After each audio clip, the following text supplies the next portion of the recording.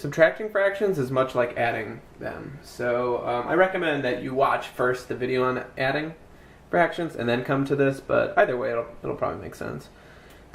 So subtracting fractions with like denominators. Remember, de in Latin means down, it's the prefix for down, and nam means name. So it just is like the down name. So this is the number here, that's how you can remember that.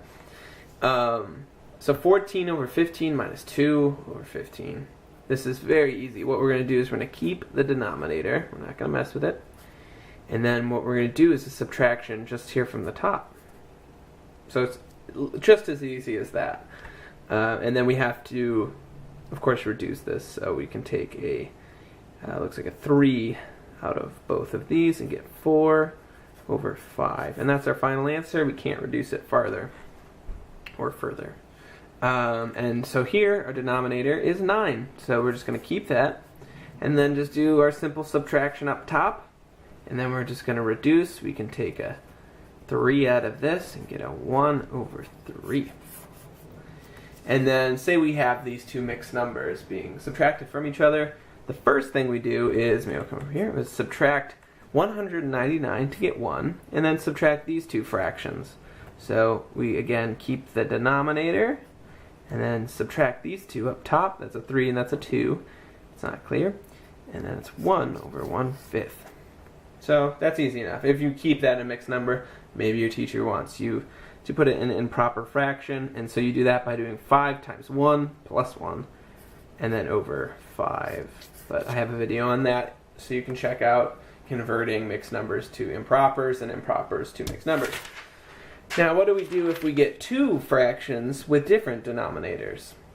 Well, so it's the same process as it's the same thing we do when we add, except we are subtracting. So that doesn't explain that well. So the first thing we're going to do is multiply the two denominators, and we're going to get 32. That's our new denominator. Then we're going to do that thing where we cross multiply. It's very important to start with this one, though, in the case of subtraction, because it is not commutative as addition is.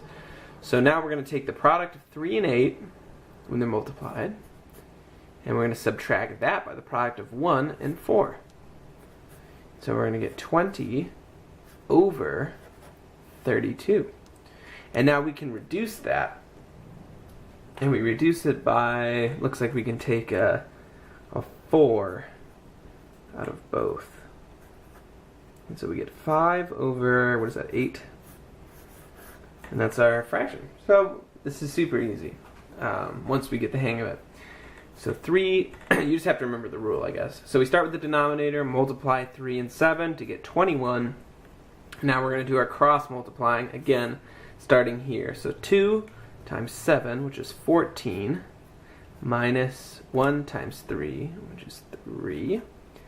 We're going to get 11 over 21. And so that we cannot reduce further. And so the last case we're going to look at is if we get 3 fractions. So again, what we're going to have to do, we're going to switch colors. Yeah, that's what we did. What we have to do again is find the lowest common denominator, which is the smallest number that all 3 of these numbers, you could divide this number by all 3 of these numbers. And it's okay if you don't actually get the smallest, because then you could just keep reducing it. But here it's pretty apparent that 8 is going to be our lowest common denominator. So how do we get there? Actually, we're going to make sure this is nice and big. So we get 8 by multiplying 1 here and 1 here, because nothing changes. Here we're going to have to multiply 2 to get 8. And then we're going to have to do that on the top. Whatever we do on the top, on the bottom, we do to the top. And then here we're going to have to do a 4. And again, we're going to have to do that to the top.